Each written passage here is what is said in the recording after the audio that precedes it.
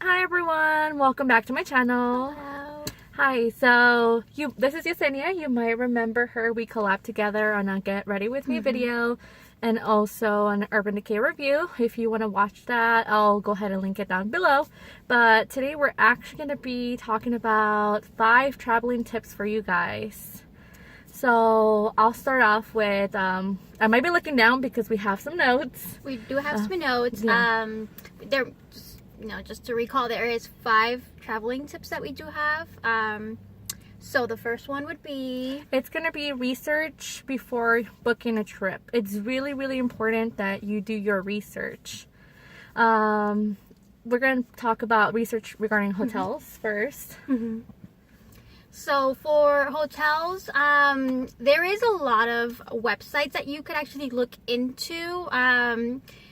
There is Hotwire, there's Travelocity, there is Expedia. You can even use Groupon. They always have some really, really good deals. And some even offer, including airfare. So you can kind of look into those. Or when it comes to hotels, you can also use hotels.com. Or you could also use Airbnb, or there is also the house swap that you could use or look into. It's something pretty easy to kind of look into, especially with the internet going on now. So yeah, and there's also, if you want more of a budgeting, there's hostels that you can stay at. So you can choose. You don't have to stay in a hotel, just know that, because a lot of the countries do provide a hostel and Airbnbs, which could be maybe sometimes better alternative depending on your budget. yeah, and then also one of the other alternatives that you could do is they also have, I'm pretty sure you can look into it too, with couch surfing, which you're able to kind of look into, see who's doing couch surfing, and you can probably kind of crash in somebody's like a family's couch. Obviously that's who actually does apply that to their business. So. Yeah, we personally have not tried couch surfing, but we've heard really great things, especially when you travel in Europe. Couch surfing might be a really great thing when you're trying to save on a stay. And then also we want to talk about the weather. Do your research about the weather, because it's really important that you enjoy your trip. You're not going somewhere it's going to be raining the whole time and you can't do a lot of activities. A lot of places do close when it's raining, so you have to check the weather. Yes, and that kind of leads to another portion that we're going to do for it when it comes to close to where, just because it could be summer where you are and it could be winter in another in another country, or it could be vice versa. So you could always do that.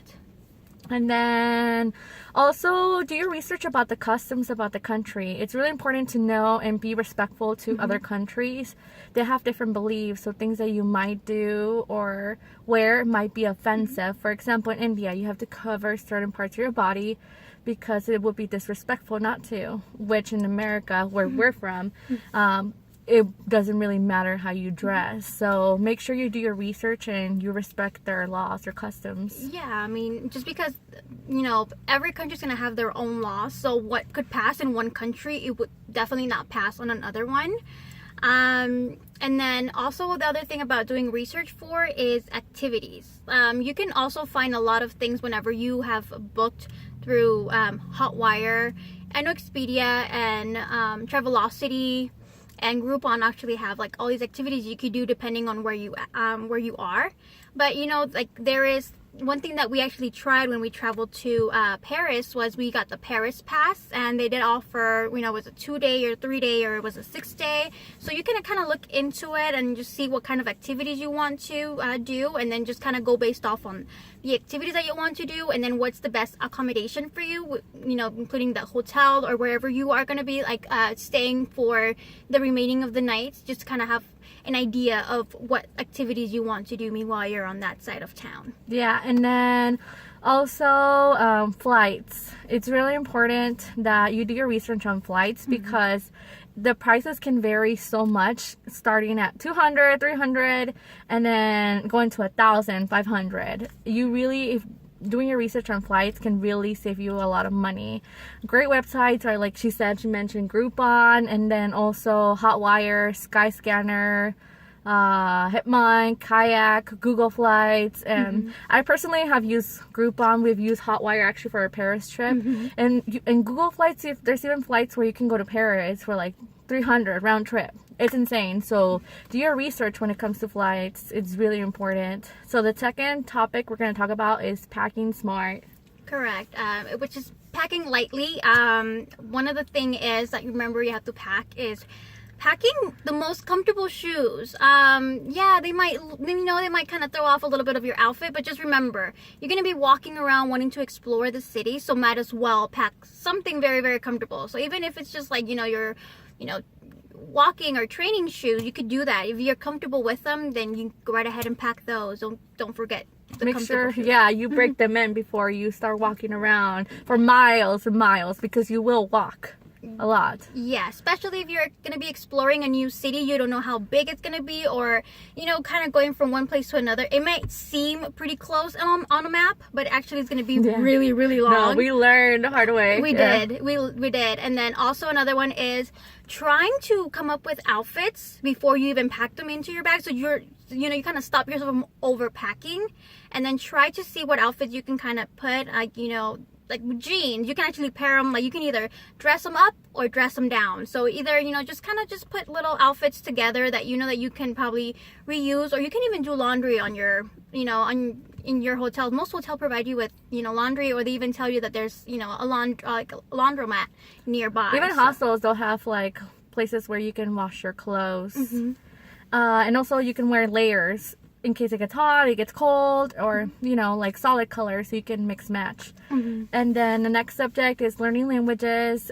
We recommend personally, because we've traveled quite a lot, and then we recommend learning a few of the basic languages, at least like hello, thank you, or where is this at, or do you speak my language, kind of thing. And a few websites that you can look at is like Hello Talk. You get to talk to people who are from different countries that speak that language, and you get to help them as well with your language. Duolingo, Rosetta Stone, online, there's a lot of resources, and Google Translate, you can even download it to talk to people over there.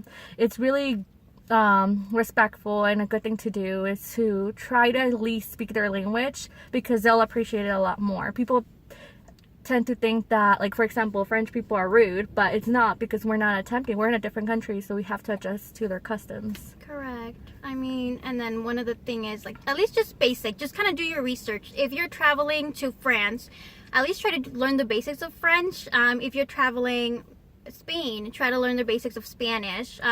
Italy is the same thing. Try to learn, all the languages that you're traveling to, just because it's not, you're trying to accommodate and try to blend in with the locals. So it's always something good to learn.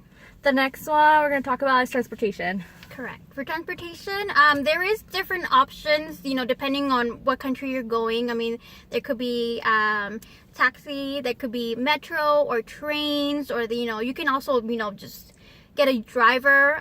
There's buses. There's actually so much transportation you can actually use, but just as long as you feel safe using, we are good. Yeah, usually we try to stay away from taxis if you're trying to budget travel, because it is really expensive, and there's a lot of scams going on as well, where they can raise up the meter and have it go really expensive. So you have to be careful with a lot of scams.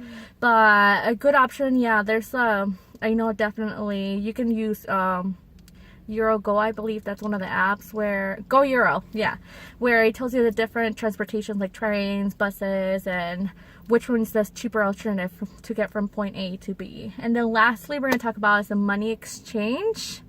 And basically, make sure you have your passport when you're trying to exchange money. And then make sure you do it ahead of time.